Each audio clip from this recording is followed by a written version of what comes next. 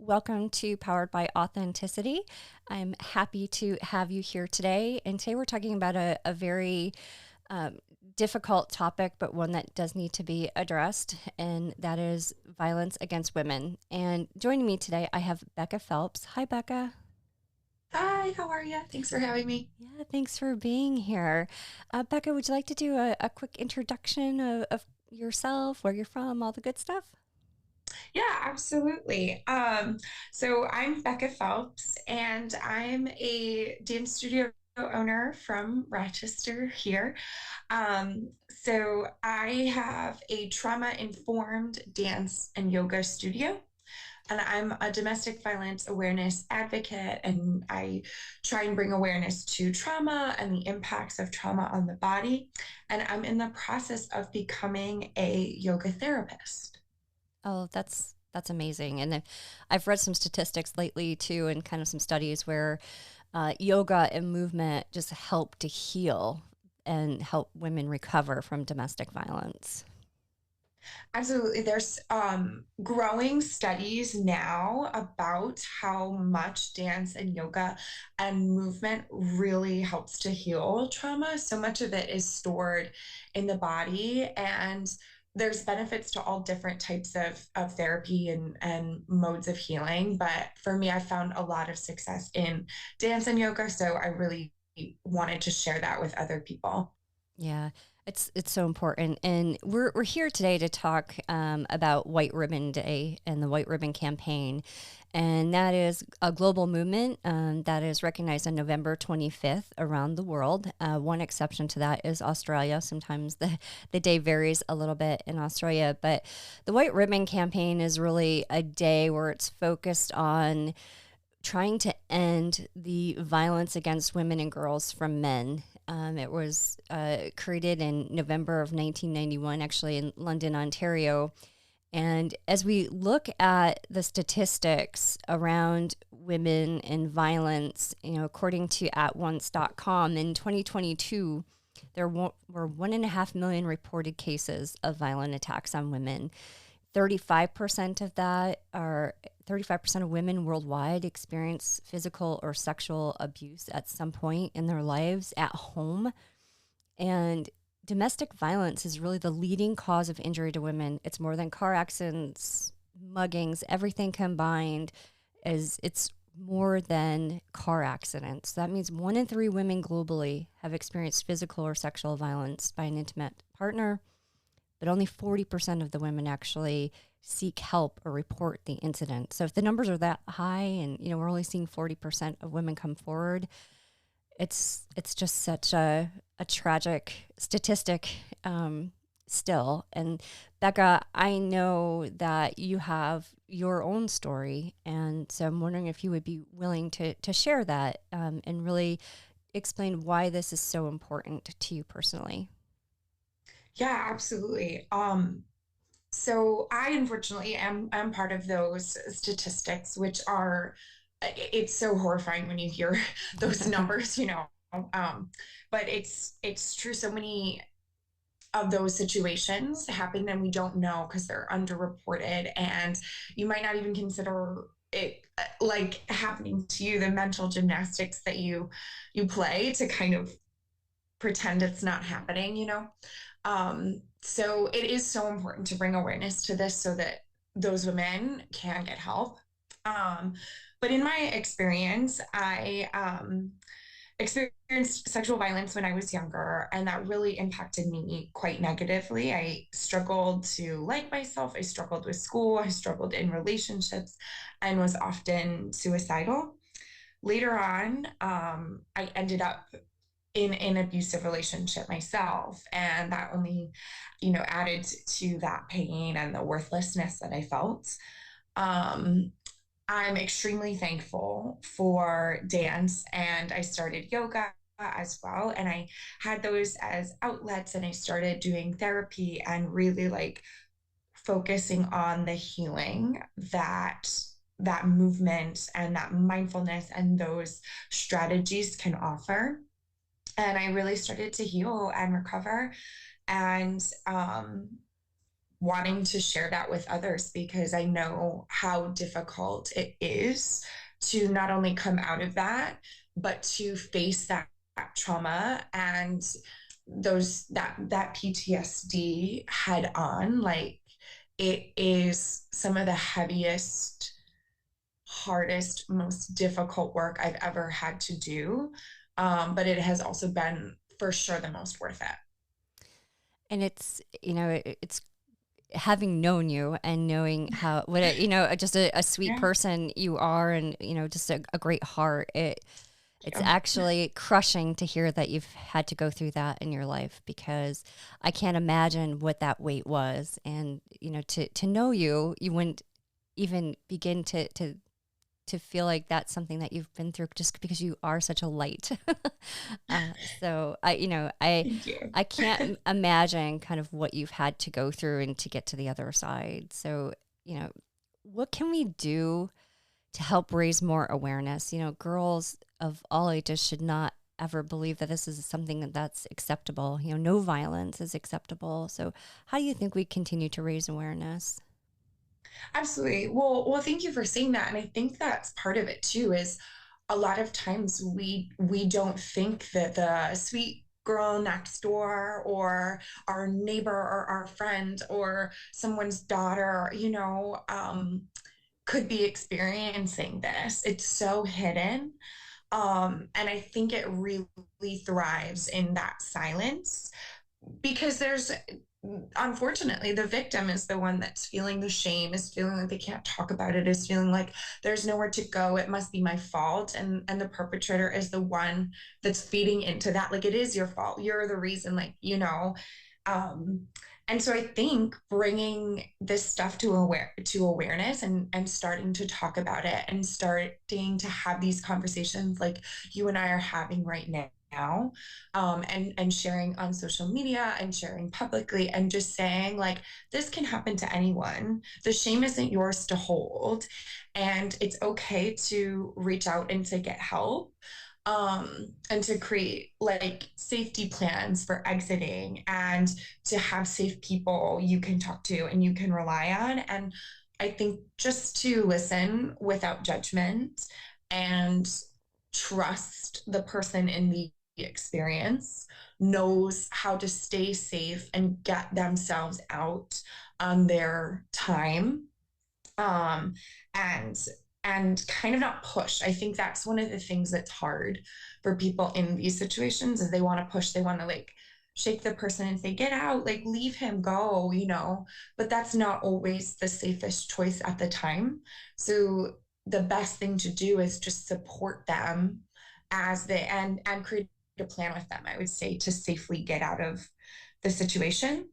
But just let them know that they're not alone, that this is something that happens, and that um, they aren't alone, and that there is healing and there is help and another side of this that they can get to, and they deserve that safety, and a safe, happy, healthy relationship. And it is possible for them. I think reminding them that is so important for sure. Yeah. I, I have not been through this. So, if somebody were to come to me and come forward, I would, take that advice. And I think that's amazing advice, Becca, as to how to support them. And you bring up something that I guess I didn't even think of: exiting safely. So having a Mm-hmm. safety plan. And I'm just going to assume that however we can help support that safety plan, there's options out there, whether it's probably family or the police or some sort of group that can come in and help them exit safely. Are there's Yeah. yeah. Absolutely. I mean, a great resource is the National Domestic Violence Hotline. They actually have a form on their website that helps you to create a safety plan for you. So whatever that looks like, a lot of times, friends and family, whatever you Mhm. feel comfortable calling on, whatever. Or even there's organizations, and I'm sorry I don't have their information off the top of my head, but there are organizations out there that help women secretly exit these relationships safely. Like, they are basically these people that help to get them and all of, as much as their stuff as they can grab and whatnot out of these situations. And I'll try and find that information, and maybe we can um, share that Hmm. a little later. But yeah, there are organizations out there and there are resources on the National Domestic Violence Hotline that can help you connect to and create your own safety plan for sure. Okay. And we'll link those in the show notes so that there's links directly there as well. Yeah. Awesome. So in when we think about domestic violence and just abuse against women, there's other areas and other ways that women can be abused that are outside of just physical. Some of those are obviously mental, emotional, and financial. What those all can probably evolve in different ways.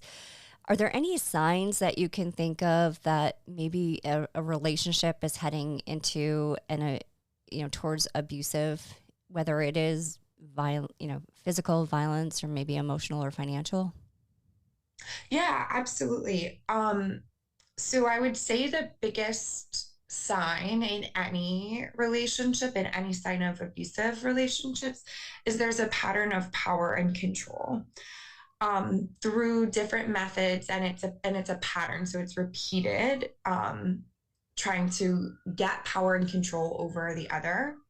Healthy relationships don't have that, right? Like it's an equal partnership. It's not like one over the other. So looking for those patterns, um, and that might mean like demeaning language, put downs, trying to belittle the partner, or preventing the partner from making decisions, controlling finances, controlling where you go, who you see, who you can be friends with, pressuring you to do things you're uncomfortable with, intimidating you in physical ways and in other ways, and even just destroying items and belongings around you. I think that was one for me that was like, oh, that still counts. It's Yeah. not hurting me, it's destroying things around me, that still counts as abuse, and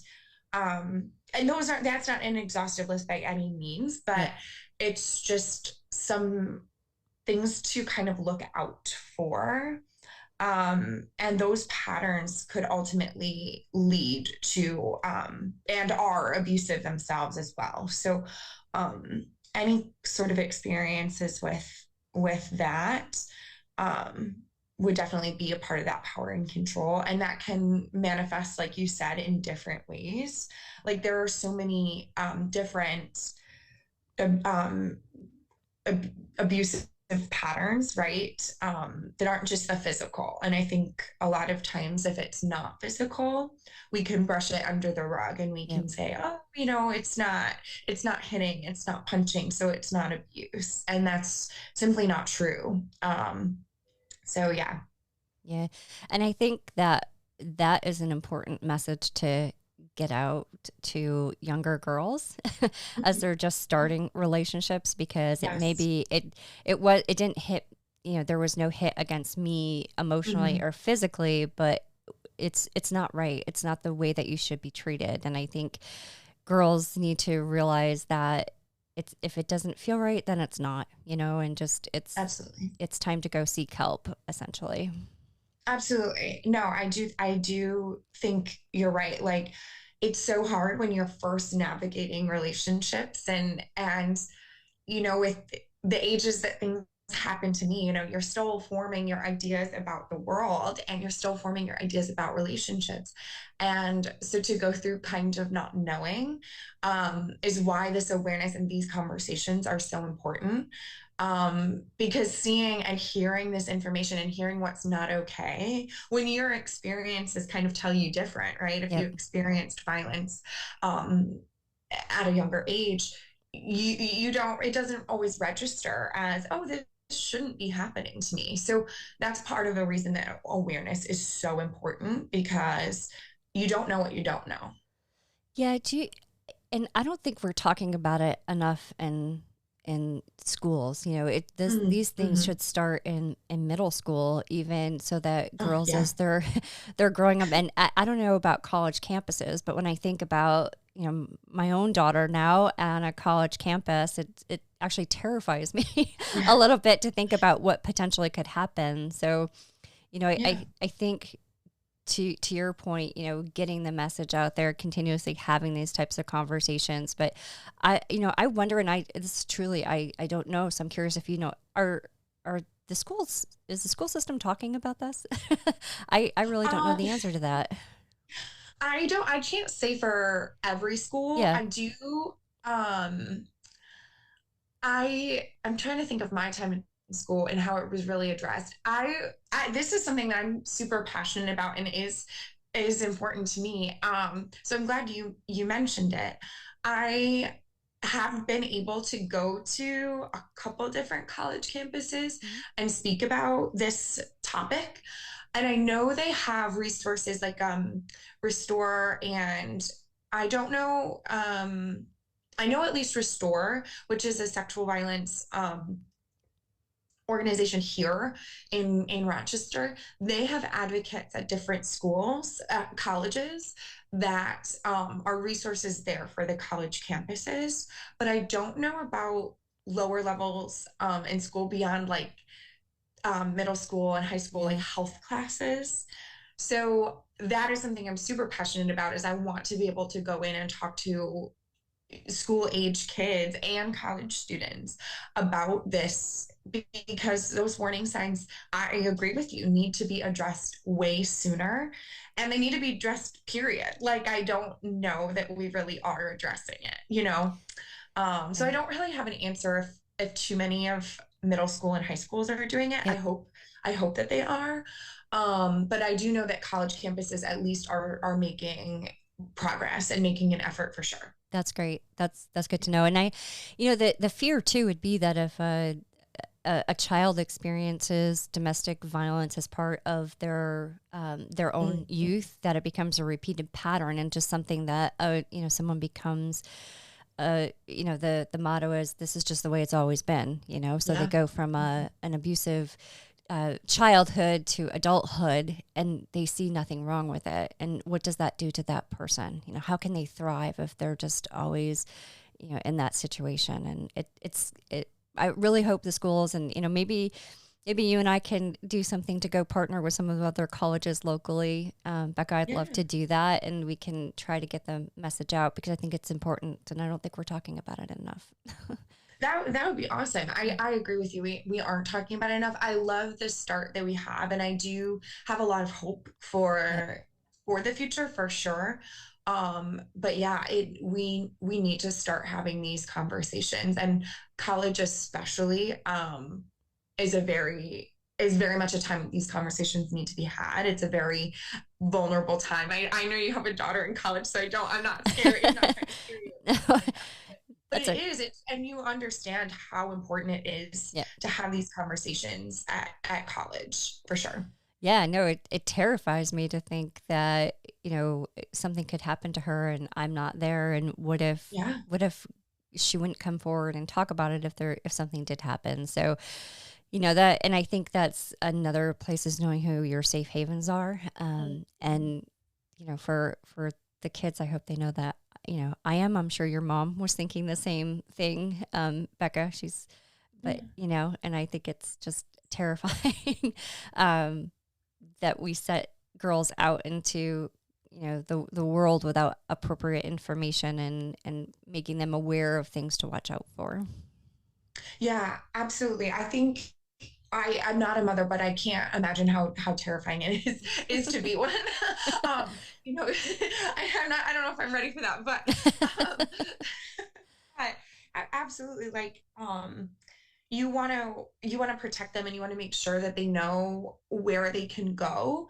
And I think part of it, no matter what, is again bringing this awareness and saying like it's not your fault. And I think the Yep. biggest thing was that there's that shame about it. Hmm.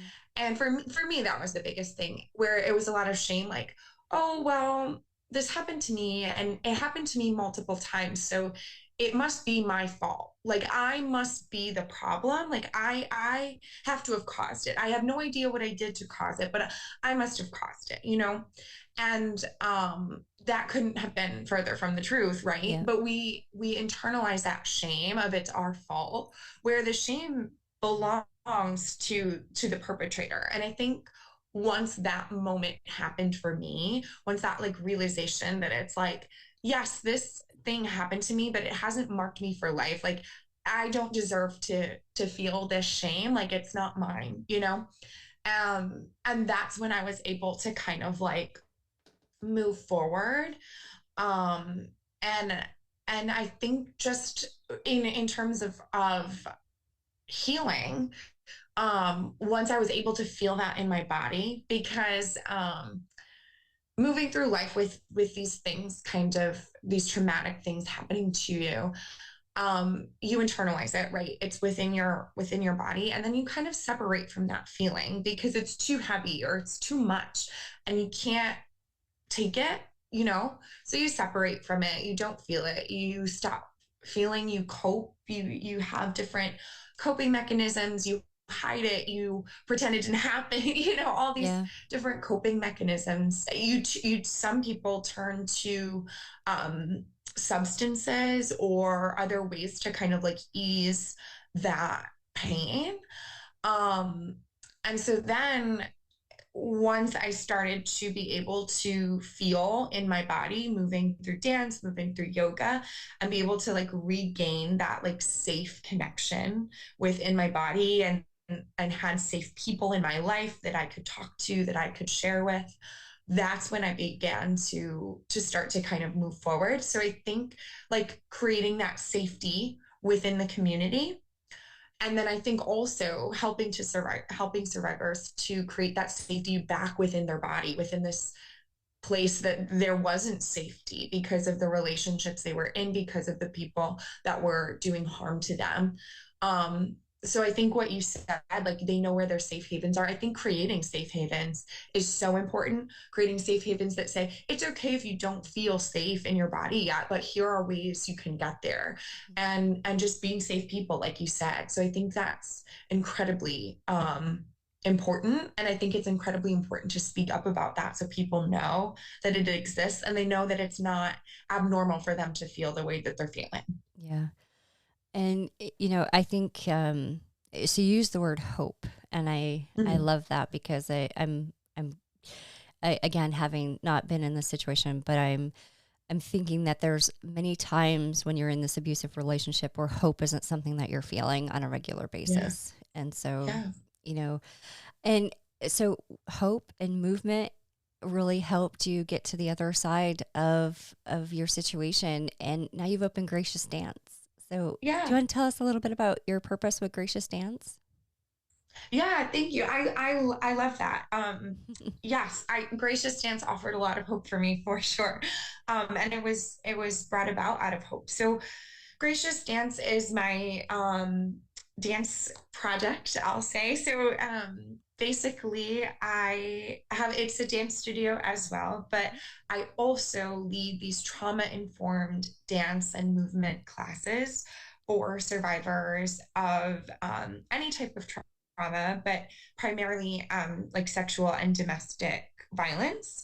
And it offers them a safe place to share and feel and move and heal and connect with community.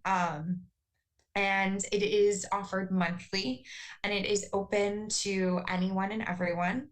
And it was very important to me that cost is not a barrier. So the classes are donation based. So you can attend for free, you can attend for $1, you can donate if you'd like, or if you can't, it is still available for people. So that's something that I've started and I'm extremely passionate about. And it's been just amazing. And it's offered me so much healing to be able to offer that, to be able to heal with a group as well. Community is so important in healing. So creating that was really something I was so excited to be able to do, to be able to connect people who understand and be safe for each other. Yep. So yeah. Oh, that's It's such a great purpose and such an amazing thing you're doing for the community. And we'll drop the details in the show notes as well, so that it's a quick link for people to find you. Awesome. Thank you. Yeah. Yeah, for sure. So I know we've talked about the domestic violence hotline. Are there any other resources or things that you can think of to share with people if they are looking for help? Yeah, absolutely. I wanted to make sure we shared that the domestic violence hotline is open 24/7, and you can call 1-800-799-SAFE. That's 7233. They also have a chat option too. And so if you text 88788 and you text the word start, you can chat privately, like on your phone or on your computer, if you don't feel comfortable calling or if you can't call. And then Restore is a local sexual violence support line. And they have a lot of resources in the community as well. So here in Rochester, Buffalo areas. And so their phone number is 585-546-2777. They also have a national number as well if you are outside of those areas. But I highly recommend both of those organizations. There's also Willow that works with survivors of domestic violence, and they offer a lot of support as well, and resources for those getting out of those relationships, and a lot of valuable information too. So you can check out their website, and that's Willow. Awesome. Yeah, and like I said, we'll put those in the show notes as Awesome. well. Well, Becca, thank you for being on today's podcast to bring awareness to violence against women. White Ribbon Day is a day, but the issue continues, and the statistics just seem to be getting worse. And I really hope that as we continue to talk about it, that we can make people understand where they can be safe, and that there's no shame in coming forward, that you can find those people who will support you and help you get out of that relationship. Yeah, thank you. And thank you for doing this and bringing awareness and using your platform to do so. I mean, it's so appreciated and so important. So truly thank you for giving me this opportunity to speak and continuing to be a part of helping to bring awareness. So thank you so much. Yeah, thank you, Becca. And thanks for everybody. We'll be posting all of the resources into our show notes. And again, this issue just continues to be on the rise. And if 40% of women aren't coming forward, we really need to make sure that they know where they can go to feel safe. And Becca, I know that Gracious Dance and yourself are just one of those places that I'm sure people could come to feel safe. And for that, we really appreciate what you're doing for the community. Thank you. Absolutely. I'm always available we can share Gracious Dance information and my personal information as well. I'm always available to chat on social media, on whatever, because I understand, what it's like. And I always want to be able to be a resource for those that need help. So yeah, absolutely. All right. Awesome. Well, thank you, Becca. I appreciate your time today. Thank you, producer Ken. Appreciate you being here as well. And we will talk with everybody very soon. Thank you, Becca. Thank you.